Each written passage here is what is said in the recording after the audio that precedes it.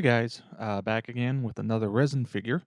This week we'll be looking at Hasegawa's 1/12 scale Cardigan figure. Let's open her on up and take a look.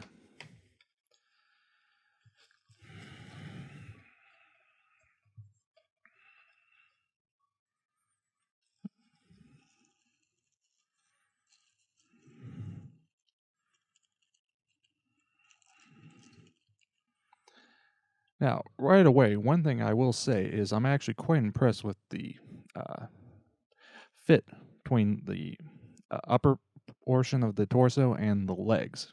As just even having it sitting free like this, it stays in place, which is very nice. They did a great job in terms of the fit and casting, something which you can run into problems with resin kits on.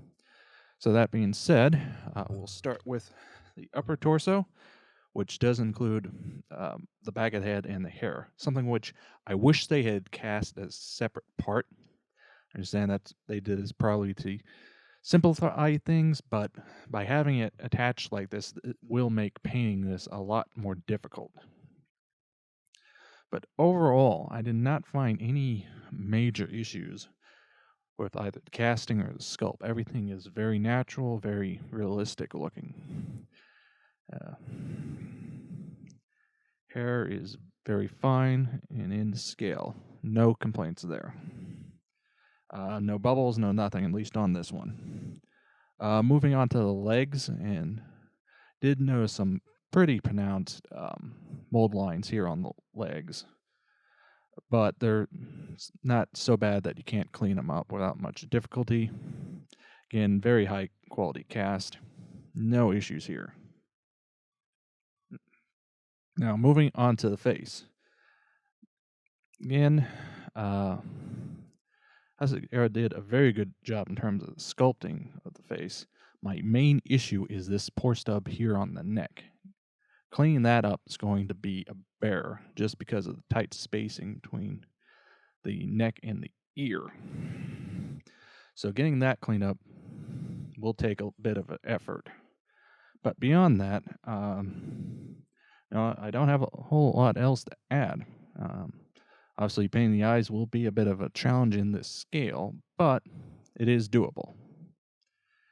Continuing on, we have the bangs. Now, this is where they did an odd choice here on this side, as it just almost ends in a flat bit. I'm not sure if this is maybe just a bad cast on my case, or if that's how it's supposed to be on the actual original. But it is a little bit awkward. I would say you might want to just following the hairs, take an X-Acto blade and try to break it up a little, just so it seems a little more natural and not so tight. But beyond that, thankfully they did undergate these parts so that you'll be able to clean them up without much issue. Moving on to her hands, since most of them are covered up by the cardigan. Only issue I found is on this one. There is a very nasty air bubble right along the finger. And granted, it's thankfully right in the middle, so you're not going to lose that much detail when you fill it. But that is unfortunate.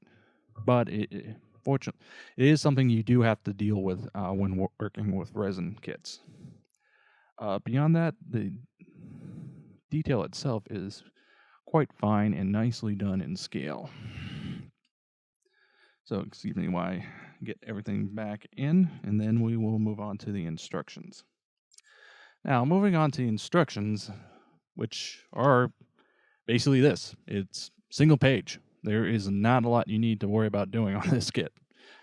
Thankfully, they do include a pretty thorough paint key, which is something you don't always get. So that's a big props to Hasegawa on that. Beyond that, there's not a whole lot to this kit. It's a pretty straightforward, no issue kit.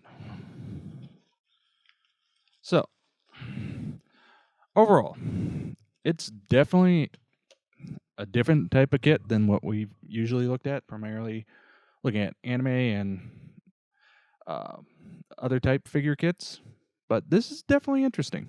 Now, granted, it's 1/12 scale.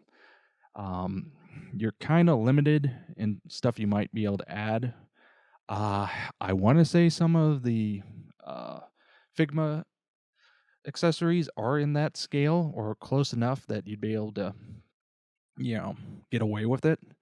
Um, I do know there are a lot of bike kits in 1/12 scale, so it is something to consider. But beyond that, a it's a very good figure kit by itself. Yeah, I mean, if you're interested in building and painting figures, this is definitely one to look at possibly getting. So that was a look at Hasegawa's 1/12 scale cardigan. Very good, very detailed resin kit that you should possibly consider getting if you can find it. So until next time.